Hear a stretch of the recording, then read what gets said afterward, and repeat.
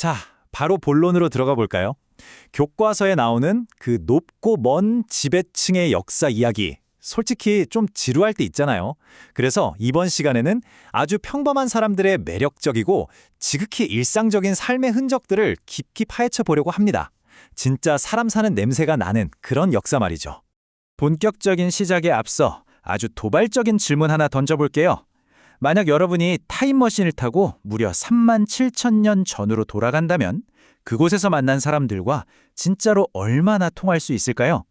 에이, 그 옛날 사람들이 우리랑 무슨 공통점이 있겠어. 완전 외계인 같지 않을까? 하실 수도 있겠지만 오늘 자료들을 통해 이 편견을 완전히 깨부숴드리겠습니다. 먼저 1장, 고대 조먼 시대, 원시적 삶의 재정의입니다. 자, 가장 먼저 살펴볼 이 고대의 고고학적 증거들은요, 초기 수렵 채집인들에 대한 우리의 그 뻔한 고정관념을 그야말로 산산조각 냅니다. 인류가 37,000년 전 일본 열도에 처음 발을 들인 이후에 날씨가 점점 따뜻해지면서 사람들은 정착을 시작했습니다. 그러다 16,000년 전 마침내 토기를 구워내며 번영했던 조몬 시대의 막이 오르죠. 그리고 한참을 지나 8세기에 이르러서야 비로소 고대에서 새로운 시대로의 전환이 일어납니다. 스케일이 정말 어마어마하죠? 그런데 여기서 잠깐 진짜로 하고 놀라게 되는 포인트가 하나 있습니다. 이 조먼시대 마을터에서 발굴된 바말들을 자세히 보잖아요? 크기가 수상할 정도로 너무 똑같습니다. 이게 무슨 뜻이냐고요? 우리 조상님들이 그냥 숲속을 헤매면서 야생밤을 주워 먹은 게 아니라 이미 아주 적극적으로 숲을 관리하고 밤나무를 계획적으로 재배하고 있었다는 뜻이죠. 정말 놀랍지 않나요? 조먼시대 하면 딱 떠오르는 이 상징적인 흑인형, 토우들도 마찬가지입니다. 이건 단순히 예쁘장한 예술작품이 아니었어요. 당시엔 영아 사망률이 진짜 말도 못하게 높았거든요.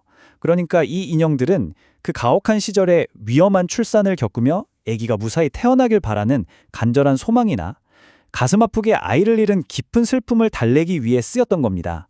가족들의 아주 심오하고 감정적인 도구였던 셈이죠. 이어서 2장, 색채로 보는 중세 교토, 귀족의 패션 대북적이는 거리입니다. 이제 시간을 10세기에서 16세기 사이로 훌쩍 넘겨서 극명한 사회적 대비가 돋보이는 중세 교토로 들어가 보겠습니다. 여기서 우리가 주목해야 할 건 이 두 계층의 극명한 대비입니다. 한쪽에서는요, 귀족들이 계절에 맞춰 색깔까지 쫙 맞춘 옷을 무려 12겹이나 껴입고 다녔습니다. 게다가 저 멀리 남쪽 섬에서 최고급 조개를 수입해오고 은그릇에 쌀뜨물을 담아서 샴푸로 썼대요. 진짜 엄청난 사치죠. 하지만 바로 길 건너편 평민들의 삶은 완전히 달랐습니다.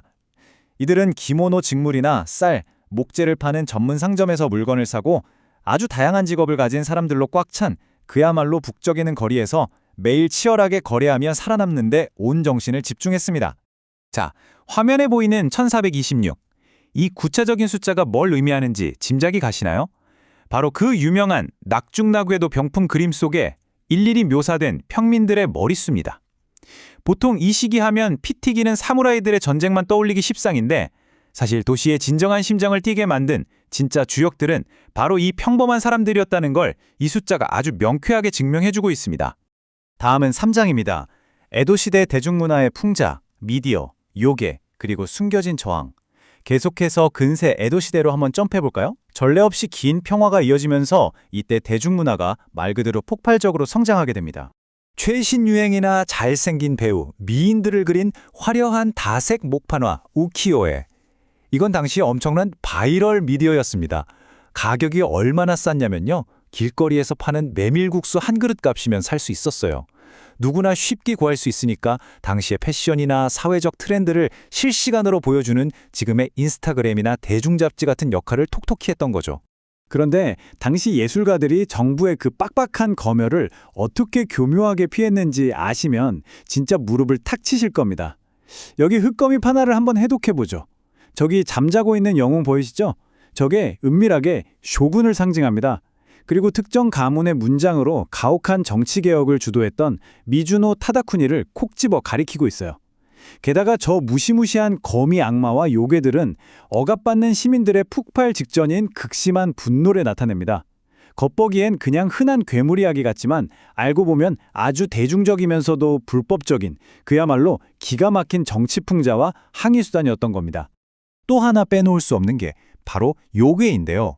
과학이 아직 발달하지 않았던 시절에 지진이나 태풍 같은 미지의 현상이 얼마나 무서웠겠어요. 요괴는 그런 두려움을 이겨내고 현상을 설명해 보려던 문화적인 대처 방법이었습니다. 그런데 재밌는 건 낡은 우산이나 빗자루 같은 친숙한 일상용품들이 요괴로 변한다는 이 기발한 상상력이 오늘날 전 세계를 휩쓰는 일본 애니메이션과 만화 열풍의 직접적인 토대가 되었다는 사실이죠. 아, 정말 절묘하게 이어지지 않나요? 4장 전후단지붐, 현대적 주거의 청사진입니다. 이제 시간을 확 끌어당겨서 1945년 이후 급속한 경제 성장기로 넘어오겠습니다. 이 시기 도시 사람들의 삶은 단지라고 불리는 대규모 공공주택이 붐을 일으키면서 완전히 180도 바뀌게 됩니다. 실내 나무 욕조, 문이 하나 달린 1도어 냉장고, 그리고 롤러 세탁기. 지금 보면 별거 아닌 것 같지만 이 세 가지 편의시설이 단지 내에 도입되면서 사람들의 일상 루틴은 그야말로 혁명이 일어납니다.